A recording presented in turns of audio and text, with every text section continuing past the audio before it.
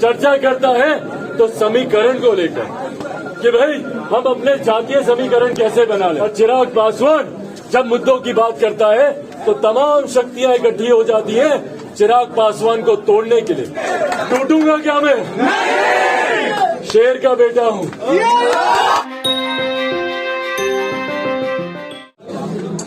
आज यहाँ पर आप लोगों के बीच ना चिराग पासवान सांसद के तौर पर आया है, ना चिराग पासवान किसी राजनीतिक दल के राष्ट्रीय अध्यक्ष के तौर पर आया है।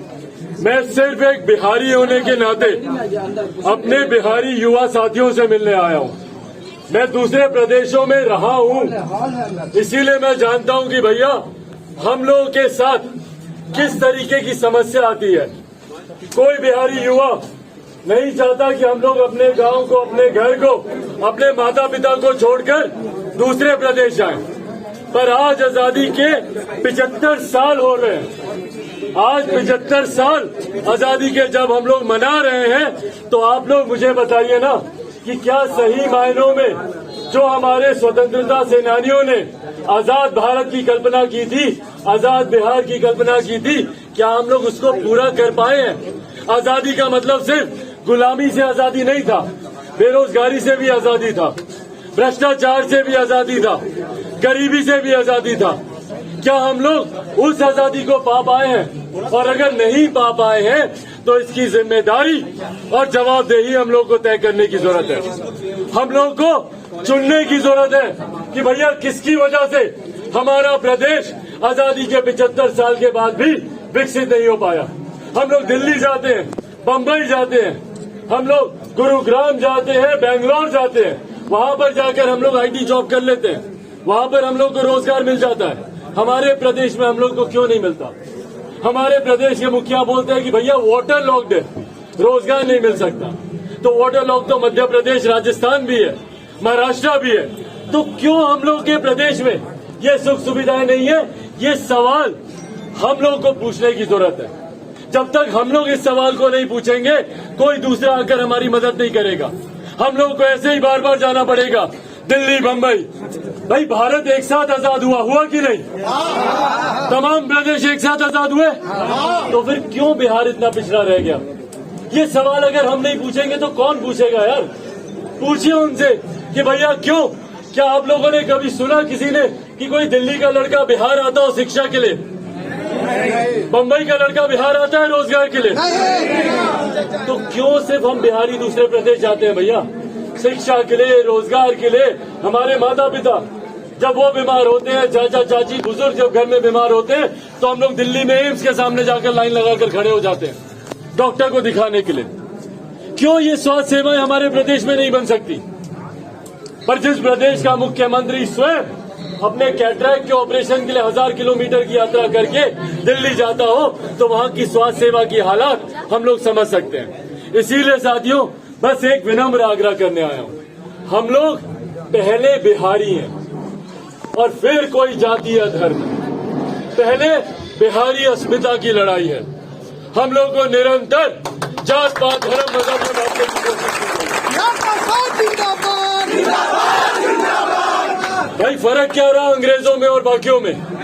उन्होंने भी हमें बांटा और शासन किया, ये भी हमें बांट रहे और शासन कर रहे हैं। कभी दलित महादलित के नाम पर, पिछड़ा अति पिछड़ा के नाम पर, हिंदू मुसलमान के नाम पर, अगड़ा पिछड़ा के नाम पर सिर्फ बांट रहे और वोट बैंक बना रहे। इसीलिए ये आग्रह कर रहा हूँ, हम सब पढ़े लिखे लोग हैं, हम सब अपने अधिकारों को जानते हैं, हम सब अपने अधिकारों के लिए लड़ना जानते हैं। तो पहले ये बिहारी अस्मिता की लड़ाई है।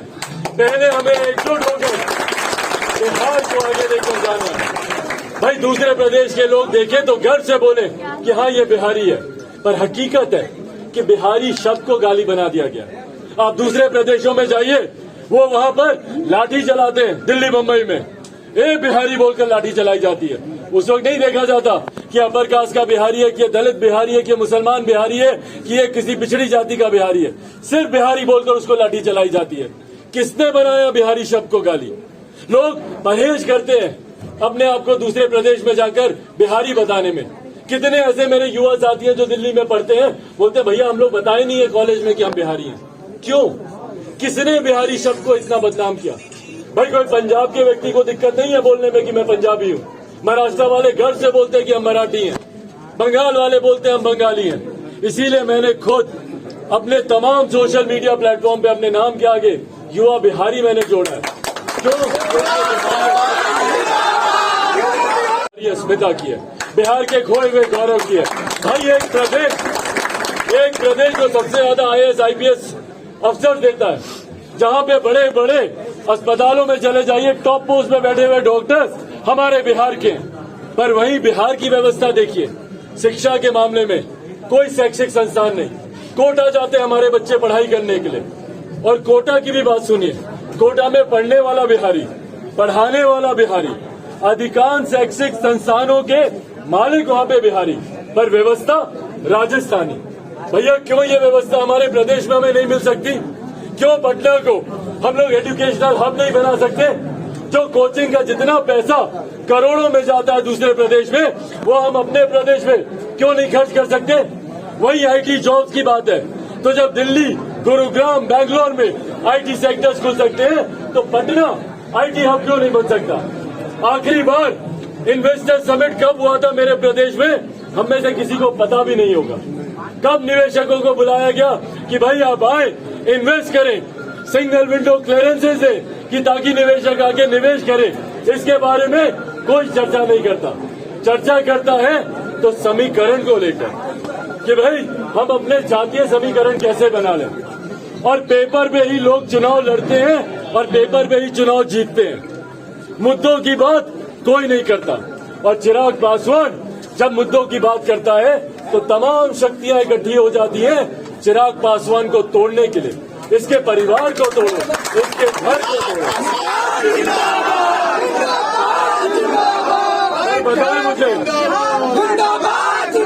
बताएं मुझे कि जिसके पास ये ताकत हो, क्या उसे कोई तोड़ सकता है? क्या टूटूंगा क्या मैं? शेर का बेटा हूँ, शेर का बेटा हूँ। मेरी अंतिम सांस, मेरे शरीर के अंतिम खून का कतरा से बिहारी गौरव, बिहारी सम्मान के लिए लड़ता रहेगा।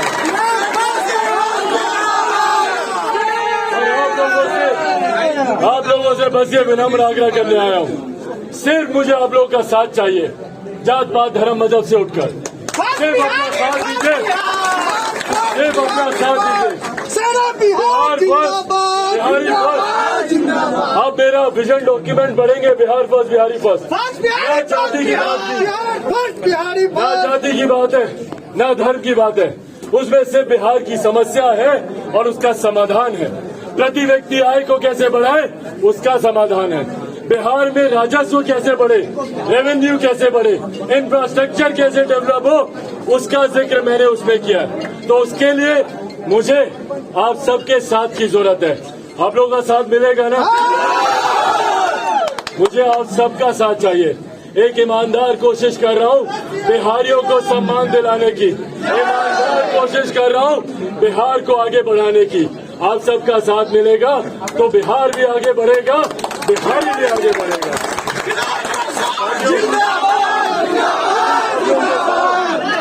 इन्हीं शब्दों के साथ आज स्वतंत्रता दिवस पर आप सबको जहां मैं शुभकामनाएं देता हूं, आग्रह करूंगा कि अपनी यादों में जरूर उन स्वतंत्रता सेनानियों को याद करें, शहादत देने वाले उन वीर जवानों को याद करें और उनके परिवार वालों को याद करें जिन्होंने अपने परिवार के सदस्यों को देश की शहादत के लिए कुर्बान करने का काम किया।